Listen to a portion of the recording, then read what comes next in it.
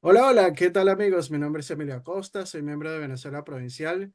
Hoy tendremos el honor de entrevistar por tercera ocasión en nuestro canal de YouTube a Esteban Miracaballos, quien es doctor en Historia de América por la Universidad de Sevilla y miembro correspondiente de la Academia Dominicana de Historia y del Instituto Chileno de Investigaciones Genealógicas. Especializado en el descubrimiento y la conquista de América, autor de varios libros como Hernán Cortés, una biografía para el siglo XXI, Las Armadas Imperiales, la guerra en el mar en tiempos de Carlos V y de Felipe II, o el descubrimiento de Europa, indígenas y mestizos en el Viejo Mundo.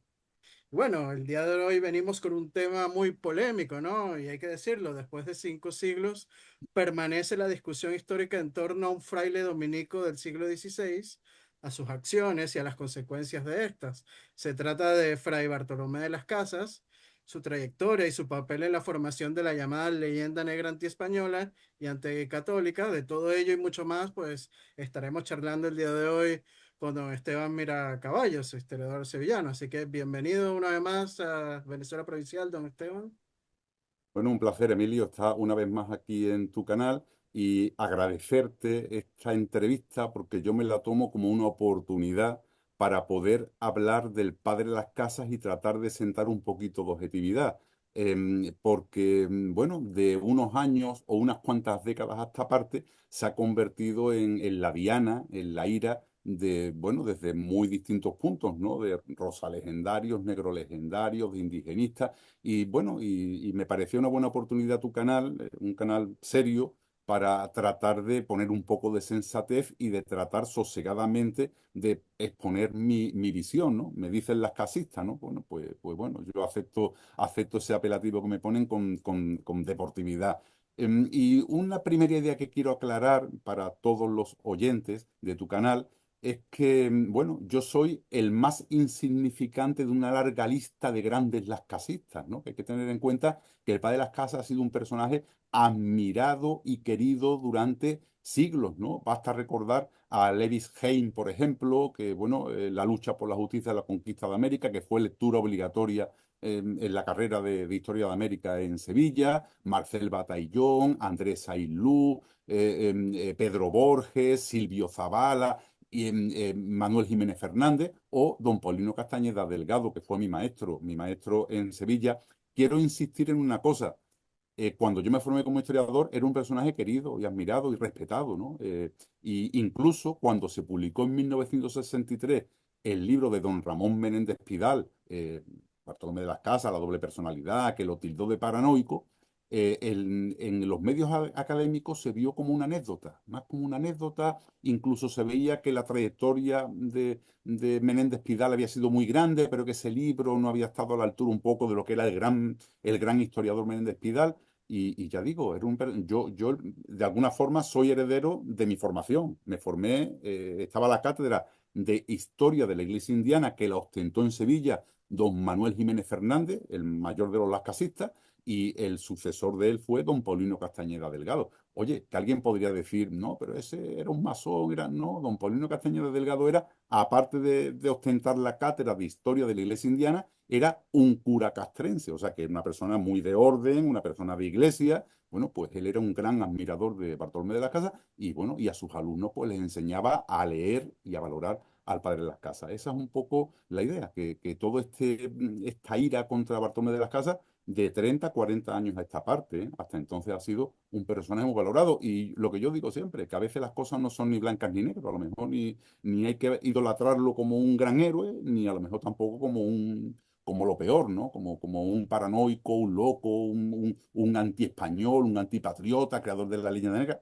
Seguramente tendremos que movernos en puntos intermedios como pasa con todos los personajes y con toda la historia. Es que nada, don Esteban, muchas gracias por las consideraciones hacia nuestro canal. Y sí, vamos a estar tocando todos estos tópicos polémicos en torno a Bartolomé de las Casas.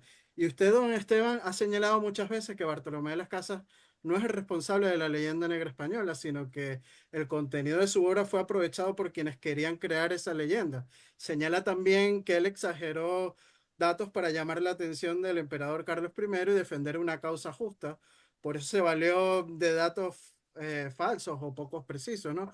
Aunque es verdad que algunos conquistadores aprovecharon las encomiendas para abusar de los indígenas en contra de las recomendaciones de la corona española, pero, don Esteban, las cifras de muertos fueron exageradas adrede, o sea, 20 millones de muertos causados por la violencia y abuso de los conquistadores, o sea, es como muy lógico. Además, en su historia de las Indias, Las Casas manifiesta que vio con sus propios ojos más de 30.000 ríos en la Española, que nunca nadie los ha vuelto a ver, hay que decirlo también.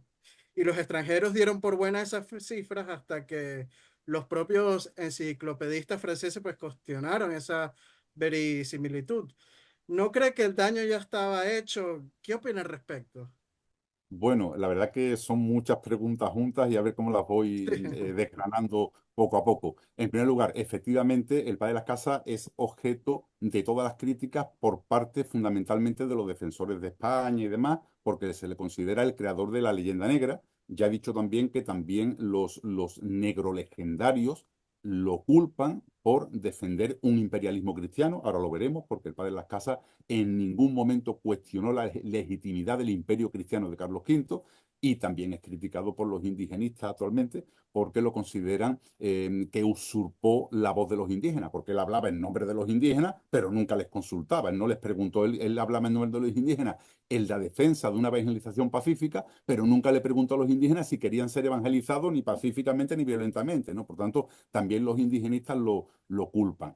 Entrando en algunos de los aspectos que me has comentado, en primer lugar, de la obra de Bartolomé de las Casas, la más insignificante es la brevísima historia de la destrucción de las Indias, que es la que todo el mundo conoce, pero eso es el 0,5% de su producción, de la extensísima producción de Bartolomé de las Casas. Hay que tener en cuenta que esa brevísima historia de la destrucción de las Indias es un opúsculo, yo diría más, es un panfleto sin ningún valor científico ni académico, que él tenía un objetivo muy claro, enviárselo a Carlos V, era una hipérbole, exageración, un compendio de horrores, solamente los horrores que habían cometido los españoles de manera exagerada y abultada, que tenía como objetivo que lo leyese Carlos V para favorecer la protección de los indígenas. Él, en primer lugar, él nunca aprobó su publicación, que lo publicaron en 1552 sin su autorización. Seguramente si le dicen que se va a publicar no lo escribe, porque él era una persona de orden, era una persona defensora del imperio español y de hecho Carlos V se lo valoraba como tal, por eso lo aprobaba todos los proyectos que él proponía, porque no era incompatible su proyecto evangelizador con el proyecto de imperio cristiano que pretendía crear Carlos V. Empezando por ahí, por tanto, la brevísima tiene como intención conmover a Carlos V, que lo consigue. Y de hecho se promulga las leyes nuevas en 1542 y después en 1573 definitivamente las nuevas leyes de descubrimiento, nueva población y pacificación de las Indias, donde se destierra la palabra conquista y se destierra la palabra guerra. O sea que finalmente él consigue ese objetivo. ¿Qué problema tiene el padre de las casas? Que ese libro se publica, en segundo lugar, cae en manos de los protestantes, que en 1579 lo publican, pero fíjate, lo manipulan el texto y le cambian el título.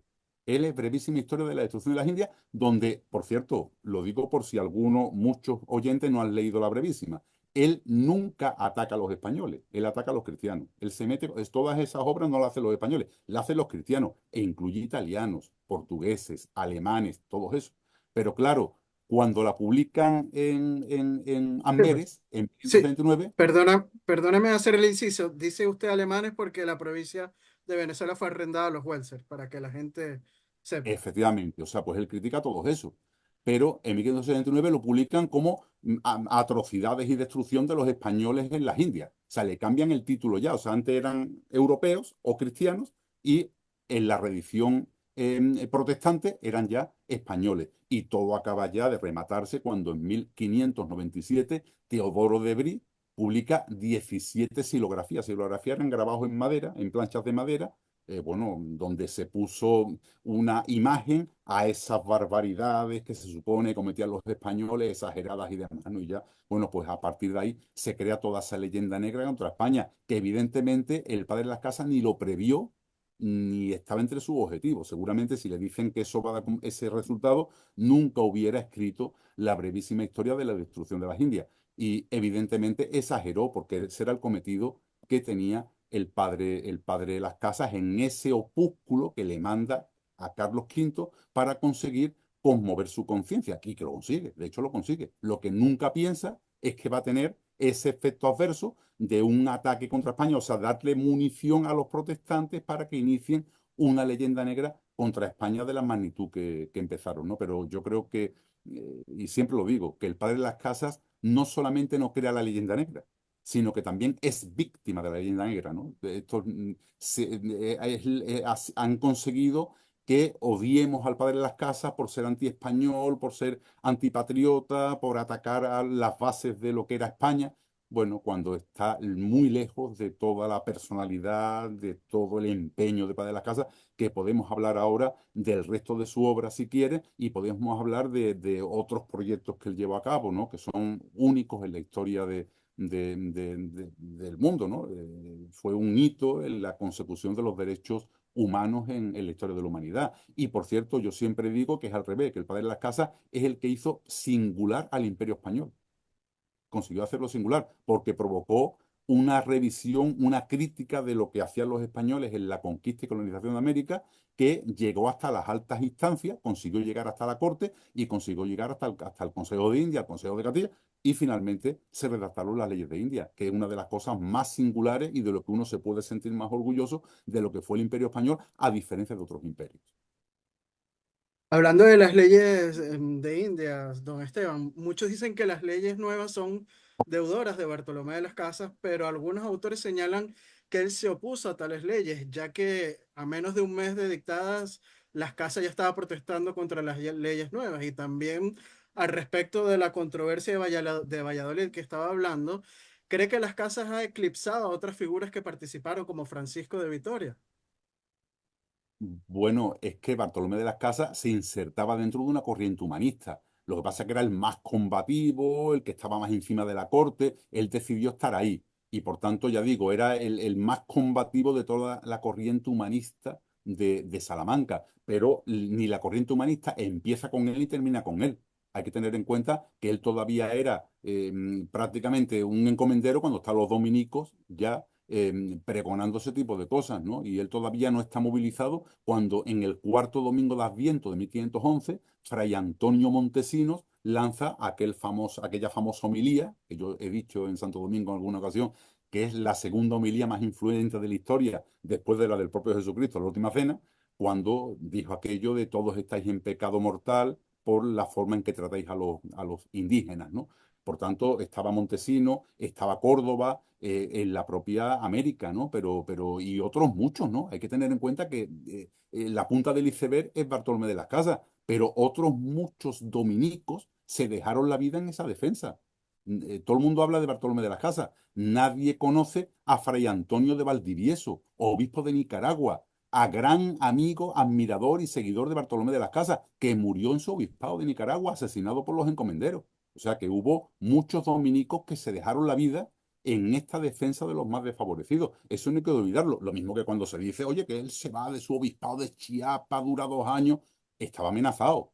Si se queda, lo matan. O sea, que me refiero que todo esto se ve un poco desde fuera, hay que ver en la vorágine de la conquista, con esos encomenderos que se habían jugado la vida en el océano, que querían sacar una rentabilidad, que dependían del mantenimiento de la encomienda, y frente a eso están los dominicos tocando las narices continuamente, tocando las narices, amenazándolos, descomulgándolos, etcétera, etcétera. Hay que verlo un poco en ese contexto, ¿no? Y ya digo, Bartolomé de las Casas dice, bueno, que se enriqueció, oye, que estuvo en la corte. Bueno, él decidió que ahí podía hacer mucho más, que podía hacer mucho más ahí que en su obispado. Hay quien dice también, lo hemos comentado fuera de micrófono, que él decía que veía cosas que no veía.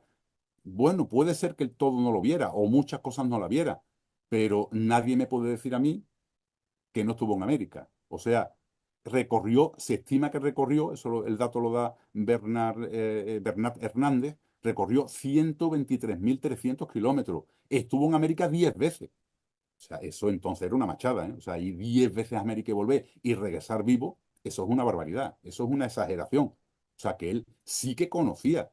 menos kilómetros me he recorrido yo en América y me dedico a hablar de América continuamente. O sea que por supuesto que conocía, no lo conocía todo. Es verdad que el Perú se plantea ahí al final lo va y todo lo que cuenta del Perú lo hace de oída. Pero también Pedro Martín de Agleriano estuvo en América y escribió una crónica que todos seguimos sobre América. Él sí que conocía mucho, ¿no? Y sí que vio mucho. Evidentemente no lo pudo ver todo ni todo lo que cuenta lo vio.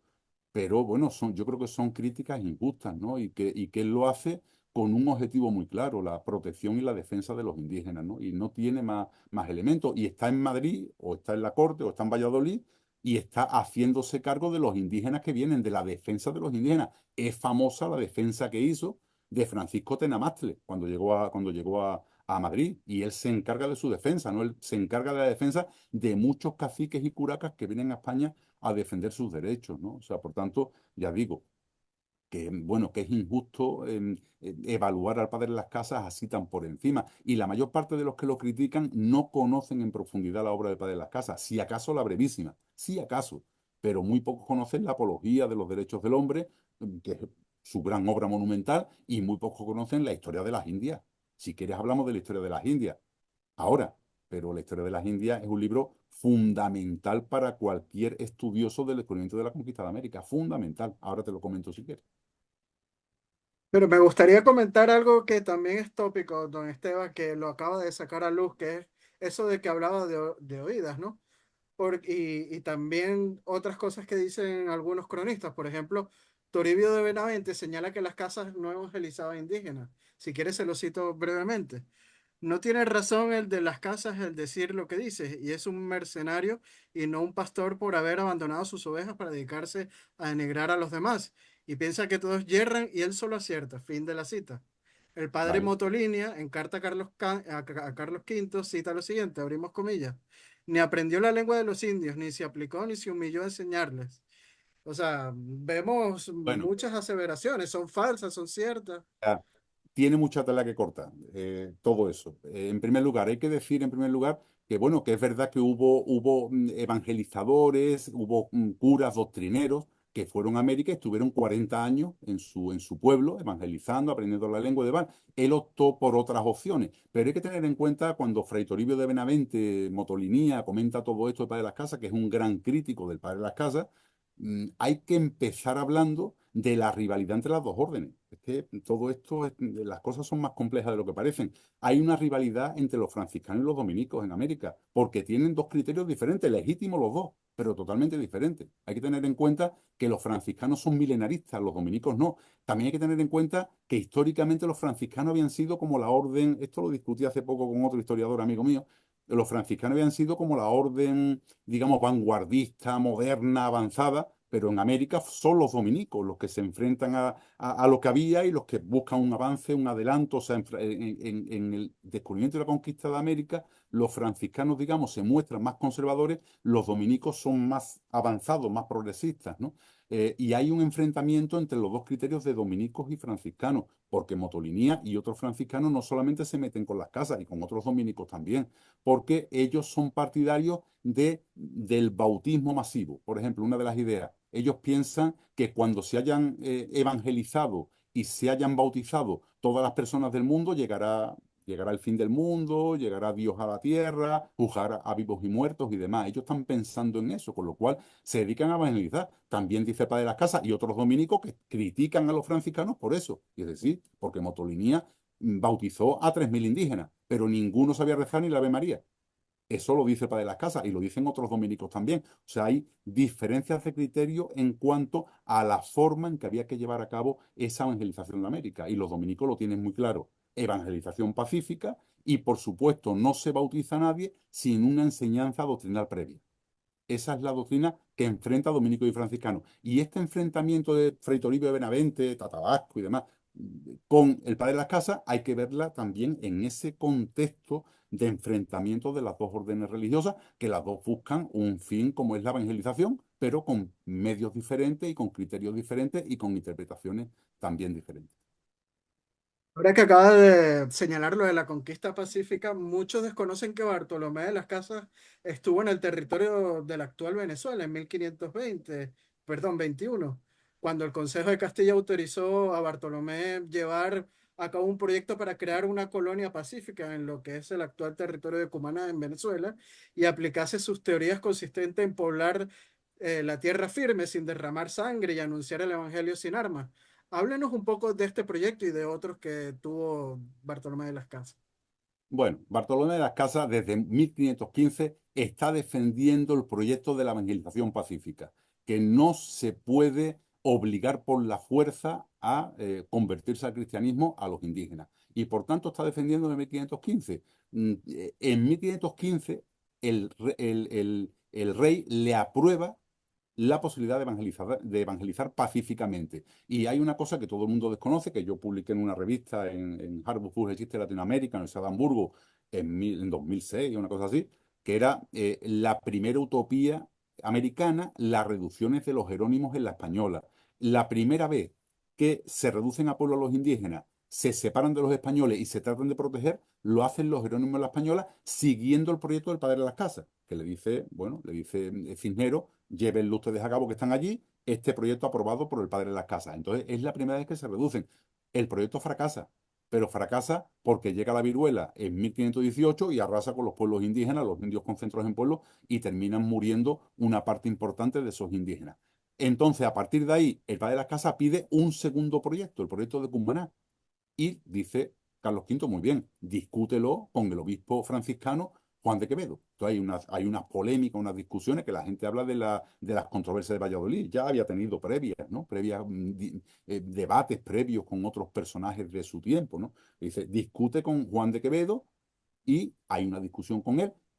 Juan de Quevedo muere, dice el padre de las Casas en su Historia de las Indias que al final le terminó dando la razón y que era partidario finalmente de la evangelización pacífica. El caso que le autorizan y en 1520 se va a Cúmana y allí establece el proyecto de evangelización pacífica interesantísimo, en el cual pretende llevar 200 y lleva 200 labradores, que esto es una figura histórica, porque el labrador ya hablaba de él Aristóteles, ¿no? En la antigüedad se consideraba como una persona laboriosa, que no se metía en lío, que no tenía ambición más allá de explotar la tierra. Entonces, lleva 200 labradores allí para crear pueblos libres donde los labradores estuviesen con los indígenas. De cada familia de labradores, acogería a 5 familias indígenas, el 50% del beneficio sería para la familia de labradores y el otro 50% para las 5 familias indígenas, en un proyecto interesantísimo donde finalmente se miscigenarían y crearían una sociedad mestiza, ¿no? Y única, ¿no? No la República de los Indios, de los españoles, sino única. Un proyecto muy interesante que desgraciadamente fracasó también, pero fracasó por las circunstancias. Yo siempre digo que el motivo del fracaso fue la elección del sitio. Se equivocó en la elección del sitio, nunca la tuvo que haber hecho en Cumaná.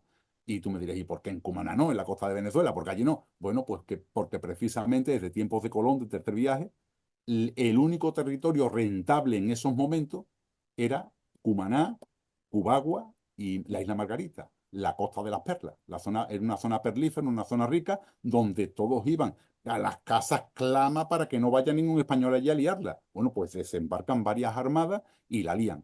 Al final, ¿qué pasa? Que los cumanagotos se levantan contra los españoles y contra los propios franciscanos, queman la casa franciscana, matan, perdón, franciscana digo, dominica, matan a varios religiosos y finalmente se abandona esa propuesta, una propuesta muy interesante que termina fracasando precisamente por eso, porque llegan armadas de rescate allí, armadas que saquean a las poblaciones indígenas, ¿no? Y finalmente pues provocan el levantamiento de esos indígenas. Cuando le dijeron al padre de la casa, han muerto varios correligionarios, es peligroso esto de la evangelización pacífica, él dijo que ellos eran creyentes y que se habían muerto en defensa de Dios, pues eran mártires y por tanto podían sentirse contentos de haber entrado en el reino de los cielos como mártires. Y bueno, Bueno y no se va a sí, qué bueno que dice eso, porque casi muere Bartolomé si se hubiera quedado ahí, porque justamente fue a Santo Domingo, viajó a Santo Domingo y es cuando pasa estos ataques. De hecho, el 10 de enero de 1522, los pocos sobrevivientes lograron escapar a la península de Araya y de allí a Cubagua y luego a Santo Domingo, ¿no? En las casas se enteró del fracaso de su misión y dicen que entró en depresión. Efectivamente, o sea que me refiero que el padre de las casas salvó la vida milagrosamente en muchas ocasiones, muy claramente en Cumaná, que hubiera muerto con toda probabilidad si no le coge yendo a Santo Domingo para reclamar que no fuesen más españoles allí a saltear la tierra, ¿no? Por tanto, ya digo, él la salvó milagrosamente. Muchos dominicos murieron, como comenté antes, ¿no? Y él pudo morir en numerosas ocasiones, en su obispado también lo tuvieron acosado continuamente y finalmente renunció al obispado, se vino a España, renunció a su obispado de Chiapas, porque también estaba muy amenazado por parte de los encomenderos. Fíjate, protegido por Carlos V, pero muy acosado por los encomenderos. Simplemente, ¿por qué? No pasa nada, porque iba contra los derechos, los intereses de los encomenderos, ¿no? Que su forma de vida era la explotación de la tierra a través de las encomiendas, ¿no? Y por tanto, eran enemigos acérrimos del padre de las casas, que es lo que yo nunca me explico, y lo he dicho en varias ocasiones, que cómo sobrevivió el padre de las casas, tocándole en las narices a todos los poderes fácticos en América y sobrevivió. Carlos V no, porque como ya he dicho, él nunca cuestionó la legitimidad del imperio de Carlos V. Él quería crear un imperio cristiano exactamente igual que Carlos V. A Carlos V le daba igual que fuera violento que fuera pacífico, preferentemente pacífico, con lo cual las ideas de las casas no entraban en contradicción con las propias ideas de la corona, que él nunca cuestionó, ya digo, la legitimidad de España para ocupar aquellos territorios, siempre que se hiciera de manera pacífica y dando preferencia a ese proceso evangelizador, siguiendo las bulas de donación de 1493, ¿no? Por tanto, esas son un poco las ideas de la casa. Y él nunca renuncia a ese proceso de evangelización pacífica, lo vuelve a intentar de nuevo en Verapaz, en Guatemala, vuelve a intentar el tercer intento de evangelización pacífica, bueno, que como bien sabemos, una vez más vuelve a fracasar. Después va a haber otros intentos de otros personajes, como Vasco de Quiroga, por ejemplo, y los pueblos hospitales que él crea, inspirado en parte en las casas, en parte en la utopía de Tomás Moro. En fin, que va a haber otros intentos más en ese mismo sentido, ¿no? Pero ya digo, la intencionalidad del padre de las casas fue siempre loable, ¿no? Fue siempre loable, bueno, pues llevar un proceso evangelizador pacífico, evitar la violencia y evitar la guerra. Y si quieres, entronco un poco con eso, con lo que le tenemos que agradecer al padre de las casas. Sí, bueno, que quería comentar también lo siguiente, don Esteban, que después de las luchas de Bartolomé, ya triste y endeudado después de la lucha en Cumaná, aceptó el consejo de Fray Domingo de Betanzos para entrar al convento dominico de Santo Domingo, donde permanece hasta 1526. Cuando se traslada a Puerto de Plata, en la misma isla, construye una iglesia e inicia la escritura de su obra Historia de las Indias, que usted hace un rato quería hablarme de ella. Ah, claro. Bueno, por supuesto, hay que destacar varias facetas del Padre de las Casas. Entre ellas, como historiador, pues tengo que valorar al Padre de las Casas. El Padre de las Casas, la historia de las Indias es una historia monumental en tres tomos que todos los historiadores expertos en el descubrimiento manejamos. Porque si te gusta Cristóbal Colón, mucho de lo que sabemos de Cristóbal Colón se lo debemos a Bartolomé de las Casas. Él transcribió 37 documentos colombinos, de los cuales como 17 o 18 no se conservan, entre ellos el diario de a bordo. O sea, si yo puedo disfrutar, que precisamente estoy trabajando ahora sobre Colón y lo estoy disfrutando del diario de a bordo de Cristóbal Colón, se lo debemos al padre de las casas. O sea que como si quitamos el opúsculo del documento de instrucción de las Indias y nos quedamos con la historia de las Indias y con el aporte a lo que fue el descubrimiento de América, es fundamental el padre de las casas. Yo estoy estudiando a Colón y sabríamos la mitad de lo que sabemos de Colón si no dispusiéramos del texto del padre de las casas, ¿no? Por tanto, como historiador me siento tremendamente agradecido a la labor que hizo. Fíjate, él se dedicó a copiar muchos documentos. Yo en mi tesis doctoral la hice sobre la encomienda en las Antillas y me acuerdo que había una cédula de encomienda que había transcrito el padre de las casas en la historia de las Indias. Después me encontré en el archivo dos más que las publiqué en mi tesis doctoral. Bueno, pues eran idénticas. Se había copiado la cédula de encomienda idéntica en la historia de las Indias, ¿no? Pues hay como 17 o 18 documentos colombinos que solamente los conocemos por el padre de las casas. Ya digo, entre ellos varios diarios de a bordo del propio Colón, que son esenciales para reconstruir, digamos, ese primer viaje, lo que sabemos de Rodrigo de Triana, por el padre de las casas, ¿no? Por tanto, ya digo, como historiador le debemos muchísimo. Ya ni te cuento lo que le debemos en relación a la evolución de los derechos humanos y a lo que supuso él como el padre de esos derechos, ¿no? Es interesante lo que dice, ¿no? Porque hay un debate en torno a la idea que hace hincapié el papel de las casas como defensor de los indios, ¿no? Es otro de los tópicos. Impugnador del derecho de conquista español, ¿no? Y precursor también de la legislación sobre los derechos humanos. Pero algunos autores, don Esteban, señalan que el propio Bartolomé de las Casas tuvo encomienda de indios, e inclusive la mayor parte del tiempo, como acaba de señalar hace un rato, estuvo en las cortes. ¿Esto es así o hay mezcla de verdad y falsedad? Bueno, es como todo, es que el Bartolomé de las Casas experimenta toda una evolución. No es lo mismo el Bartolomé de las Casas con 20 años que el Bartolomé de las Casas con 30 ni con 60. O sea que hay una evolución, no es un pensamiento monolítico. Él empieza como colono. El padre suyo estuvo colono, fue colono, su padre en la Española, y tuvo encomienda también, incluso estuvo en la lucha contra Enriquillo en la Sierra del Bauruco. O sea, por tanto, él sí que fue inicialmente un colono, después se convierte a partir de estar en contacto con los dominicos de la Española, con Montesino, con Córdoba, se convierte y se hace sacerdote y finalmente, después del fracaso de Cumaná, se hace dominico. Por tanto, experimenta una evolución, pero ya digo, va evolucionando. Otro tema que se le acusa es de querer llevar esclavos negros para exonerar a los propios indios. Eso lo dice en Cumaná, en el proyecto de Cumaná, él dice, no, y que se lleven esclavos negros, que hagan los trabajos más duros para que los indios puedan trabajar más sosegadamente con los propios españoles. Bueno, él después se arrepiente de eso. Él al final da marcha atrás y termina diciendo que todas las personas somos iguales, ¿no? Y que por tanto está en contra radical de la esclavitud y que de los esclavos sean. Por eso a veces, no es que le defendía la esclavitud de los negros, no. Él lo dijo en su momento y después se rectificó en varias ocasiones, ¿no? Y lo dijo por escrito, ¿no? Que había sido un error por su parte esa idea, ¿no? Por tanto, ya digo que el padre de las casas tiene un proceso de evolución y no es lo mismo el padre de las casas de 1522 que el padre de las casas de 1530 que el padre de las casas de 1550. Su pensamiento va evolucionando, como también evolucionamos todos nosotros, ¿no? O sea que tampoco es nada verdaderamente extraño. Y te digo una cosa, que yo creo que el aporte a los derechos humanos del padre de las casas es algo que tenemos que reivindicar como españoles, ¿no? O sea que, primero, como pacifista. El padre de las casas era un pacifista y eso es importante ponerlo en valor. Eh, Él decía que la guerra solamente generaba odio. Eso lo puedo pensar yo, que fui objetor de conciencia en mi momento, ¿no? ¿No? Pues la guerra solamente genera odio. Y estaba de acuerdo con Erasmo de Rotterdam cuando decía que la peor de las paces es preferible a la mejor de las guerras. O sea, es un pacifista pionero del siglo XVI, pero también fue un pionero en la igualdad de los derechos humanos.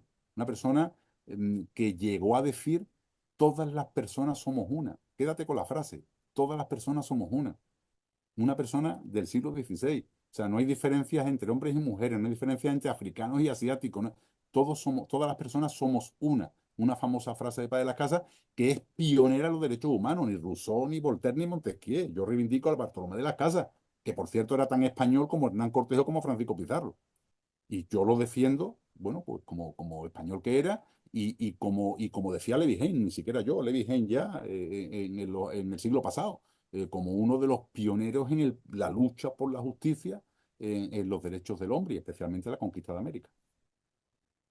Hablando de derechos humanos, don Esteban, hubo una pregunta que quedó por fuera anteriormente, que es la que algunos autores señalan que Bartolomé de las Casas se opuso a las leyes nuevas, ¿no?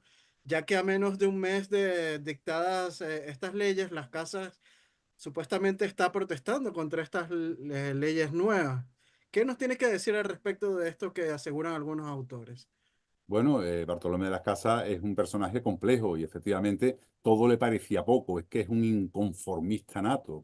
Es la típica persona inconformista que nunca estaba contenta con nada. Y él se queja de las leyes nuevas poco antes de salir y después. Hay un famoso memorial suyo de 1547, bastante después, que también se mete con la aplicación de las leyes nuevas. Y se mete, entre otras cosas, porque respetaba todavía el derecho de la esclavitud en guerra justa, ¿no? En guerra justa, pues sí que se mantenía y él estaba en contra de ese aspecto. También es verdad que él, una de las cosas que reivindicaba y que quería que se incluyese en las leyes nuevas era que los españoles que habían sido encomenderos se comprometiesen a devolver todo lo que habían ganado en el periodo que habían tenido explotado a los indígenas como en sus encomiendas, ¿no? Y por tanto era una cosa verdaderamente exagerada, ¿no? Que evidentemente el legislador no la podía incluir, porque eso, si ya dio lugar las leyes nuevas a guerra civil, a la guerra civil del Perú y a problemas en Panamá y problemas en Nueva España, imagínate lo que hubiera supuesto haber incluido encima la restitución, que restituyeran a los indígenas todo lo que habían producido mientras habían sido indígenas de encomienda, ¿no? O sea, por lo tanto, él se queja de eso, ¿no? Se queja de la inclusión de la guerra justa y después en el 47 se va a quejar de que esas leyes nuevas no se han aplicado, que tienen dificultades para aplicarse. Es que no era tan fácil. La corona legisla, pero después aplícalo. Como cuando suprimen la esclavitud, o ahora tú, cuando hay indios que se han levantado contra la corona española, a ver quién va a combatirlo sin que tengan el derecho de guerra justa, de conseguir esclavos por guerra justa o quedarse con los bienes que le puedan arrebatar a esos derrotados, ¿no? Por tanto, ya digo que una cosa es las leyes nuevas y otra cosa es su aplicación, que después hubo muchas dificultades para aplicarla y el padre de las casas se queja antes de la promulgación porque quiere que se incluyan más derechos para los indígenas y se queja después de su aplicación porque interpreta que no siempre se están aplicando como él desea, ¿no? Y, bueno, y es verdad también, aparte de todo eso, que lo hace con el mejor sentimiento hacia los indígenas, su personalidad. Es verdad que como todos estos grandes personajes de la historia, es una persona muy característica, muy radical, muy apasionada y muy excesiva, ¿no? Como todo, ¿no? Y por supuesto inconformista, siempre inconformista. En esto se parecía a Colón, a su gran amigo Colón, que él critica a todos los conquistadores, pero a Colón no, porque él es un gran admirador de Colón y un gran defensor de Colón, porque entendía que Colón era un predestinado para llevar la evangelización al Nuevo Mundo y él era otro. O sea, compartía con él su idea de la predestinación y por tanto él admiraba a Cristóbal Colón, ¿no? Y era igual, en ese sentido era igual que él. Colón estaba siempre inconforme, disconforme con todo y Bartolomé de las Casas le pasa exactamente igual. Nunca está contento con nada, le dieran lo que le dieran. Y siempre tratando de buscar mejoras en cuanto a los textos jurídicos, ¿no? Pero me Supuesto. gustaría también tocar otro tópico en torno a la figura de las casas, y es que algunos autores señalan que las casas tenían ciertos intereses pecuniarios, ¿no? Que vivió siempre como un rico. Inclusive durante sus estancias en América acostumbraba, dicen, a beber buen vino traído de España y a vestir con ropas elegantes. Incluso algunos autores señalan que cobraba 100 pesos de euros anuales como procurador de indios y cuando se hizo famoso logró que lo nombrasen obispo en 1524, llegando a ganar medio millón de maravedíes anuales, ¿no? Y que para retirarse en 1551 con una pensión de 300.000 pesos, ¿no? De hecho, hay algunos autores que señalan que inclusive le cobró a unos indios de Perú para que los defendiesen contra unos encomenderos en la corte. ¿Esto es verdad o es falso?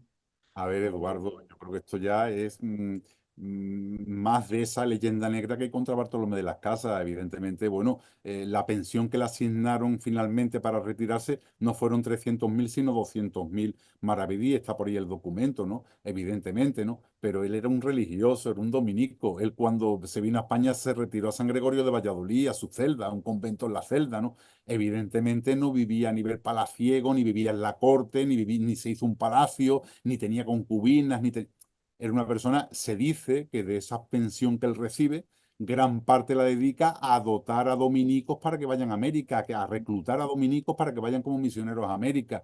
No, por tanto, bueno, acusarle ya es el colmo a una persona como Bartolomé de las Casas, preocupado siempre por los más desfavorecidos, de tener intereses económicos, pues me parece un poco excesivo, ¿no? Yo lo del vino lo desconozco, yo no sé si le gustaba el buen vino o no, pero vamos, como a la mayor parte de los curas en su época, ¿no? El vino para consagrar y que después además ellos consumían también, ¿no? Que tenía que ser buen vino, ¿no?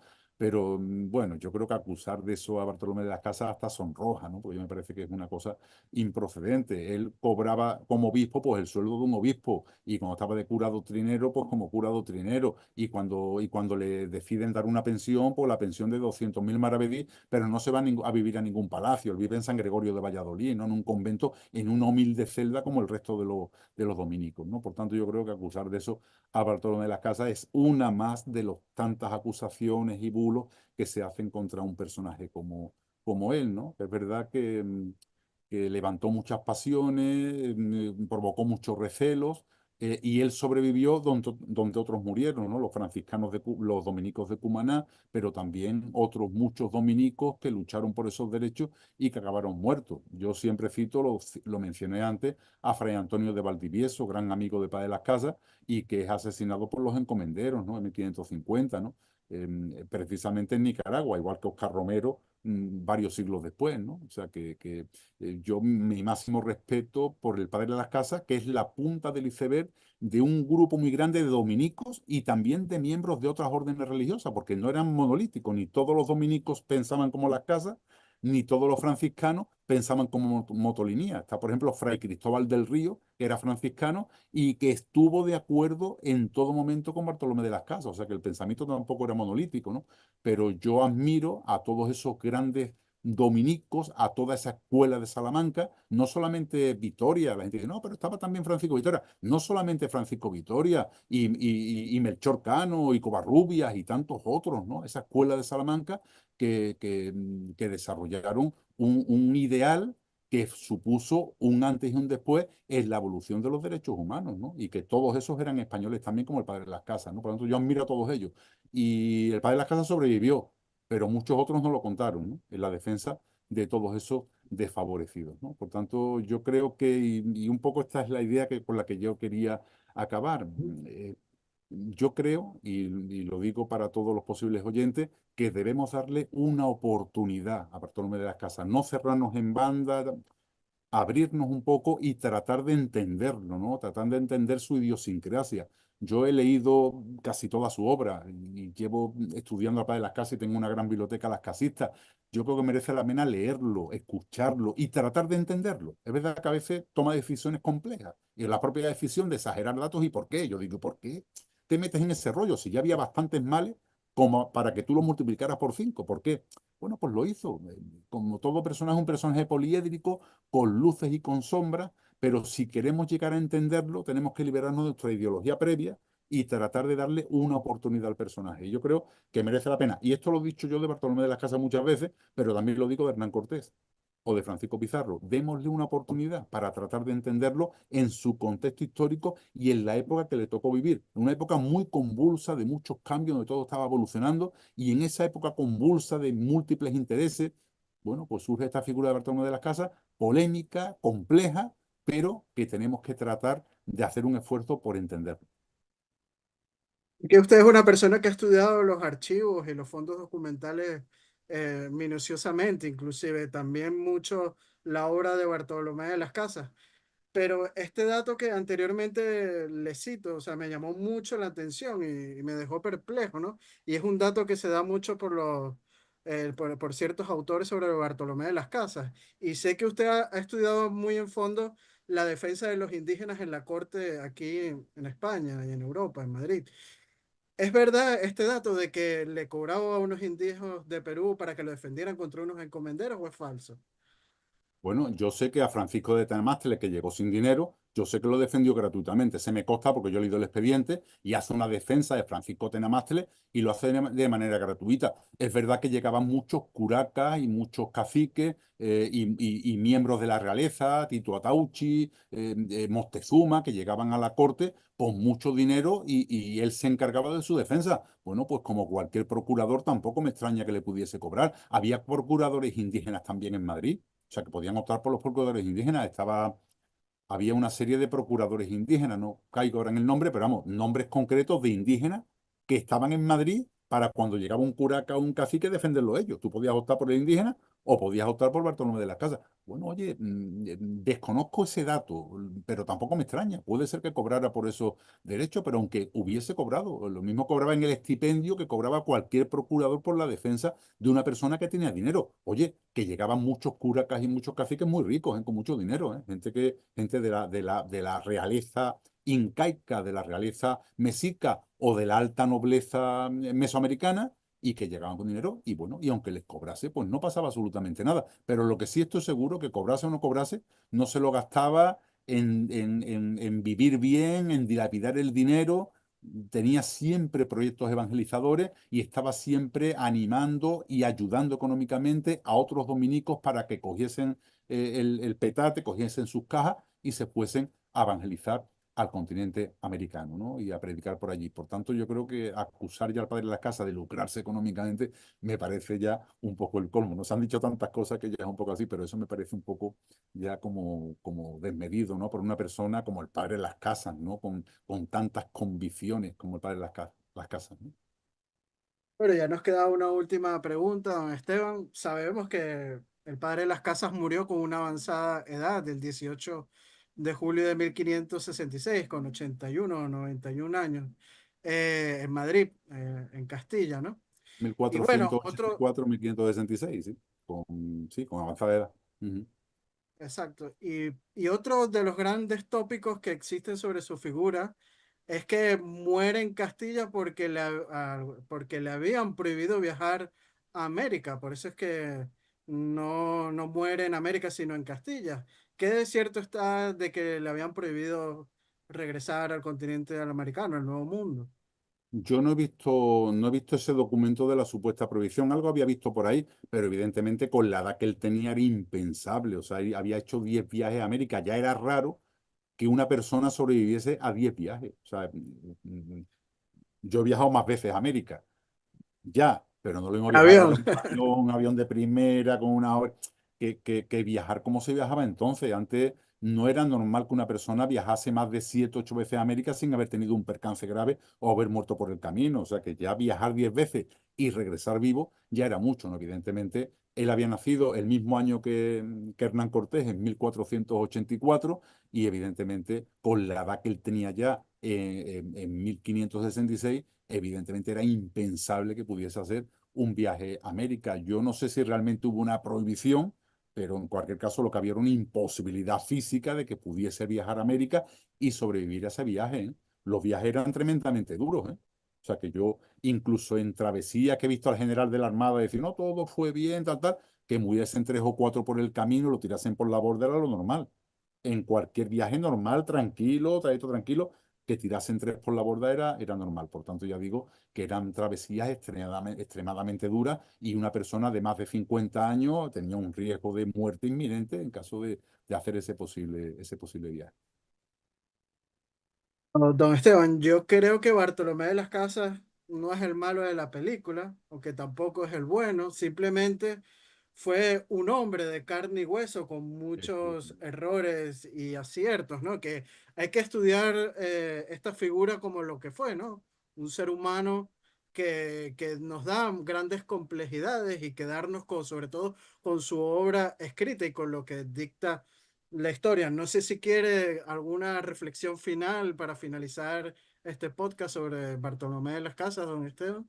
Efectivamente, Emilio, estoy de acuerdo contigo y me doy por muy satisfecho si consigo que algunos o muchos de tus oyentes se replanteen un poco su figura y traten, digamos, no de pasarse al otro lado y elogiarlo, pero al menos de tratar de entenderlo, ¿no? Yo creo que es un personaje que merece la pena analizarlo con más sosiego y entenderlo, ¿no? Porque yo creo que fue un personaje importante que tuvo sus luces y tuvo sus sombras como todo el mundo, ¿no? Y yo siempre digo, y aunque me llamen las casistas, tampoco creo que fuera un dios, ni un sobrehombre, ni un Bueno, héroe. No. usted ha dicho muchas veces que no está de acuerdo con las hagiografías, ¿no?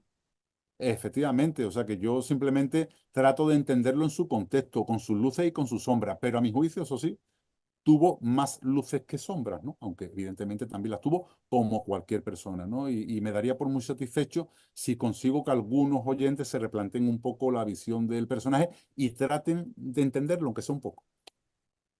Así es, don Esteban, totalmente de acuerdo con usted. Hay que estudiar los personajes con lo que fue, lo que representó la época en la que vivieron. Así que bueno, hemos llegado a este podcast, las cámaras, al final de este podcast, las cámaras son todas suyas para despedirse de nuestro público. Pues nada, pues simplemente ya digo, me hacía especial ilusión esta entrevista porque el padre de las casas es un personaje injustamente vilipendiado y por tanto me hacía ilusión la entrevista y nada, me he sentido como siempre muy a gusto en este canal, que como siempre tratáis todos los temas con la máxima objetividad y muy importante también, le dais voz a todo el mundo, ¿no? Todo el mundo que tenga la posibilidad, ordenadamente y con criterio, de exponer lo que piensa sobre todos los temas. Así que bueno, agradecido a ti y a tu canal. Y agradecido también por sus palabras, don Esteban. Son todo un honor viniendo de usted, una gran persona que maneja muchos temas históricos de un lado y del otro del charco. Así que bueno, si les recordarle a nuestro público que si les gustó este video, darle me gusta y compartirlo para así llegar a más personas. Nuestros artículos de investigación histórica pues, los subimos todos los días en nuestras redes sociales, tanto en Instagram como en Facebook. No dejen de suscribirse y darle a la campanita en nuestro canal de YouTube para así estén informados de todo el material que estamos subiendo a YouTube, tanto estas entrevistas como la que le estamos haciendo el día de hoy a don Esteban, como los top 10 y otros programas históricos y de divulgación. También aprovechamos que si quieren, para recordarles que si quieren ser mecenas o patrocinadores de nuestro proyecto de divulgación histórico, pueden hacerlo a través del Patreon de Venezuela Provincial con tan solo 1 euro, lo que puede costar una lata de refresco en un supermercado, pues ya nos están ayudando en esta labor de divulgación histórica. Aprovechamos, don Esteban, para enviarle un fuerte saludo y abrazo a nuestros mecenas, como lo son Gabriel Arrieta, Ángel Suárez, Juan Cristóbal García, Lomeli Sam, Daniel Sierra, Domingo González, Miguel Curvelo, África del Valle y Antonio Miraquian. Estos dos últimos son miembros de nuestro canal de YouTube, que por ahí también pueden apoyarnos en nuestro proyecto de divulgación histórica. Así que bueno, don Esteban, ha sido un gustazo como siempre charlar de estos temas que nos unen. Tiene las puertas abiertas de Venezuela Provincial para hablar de otros temas en un futuro y le mando un abrazo fuerte hasta la hermosa ciudad de Almendralejo. Hasta la próxima oportunidad. Chao, chao. Adiós.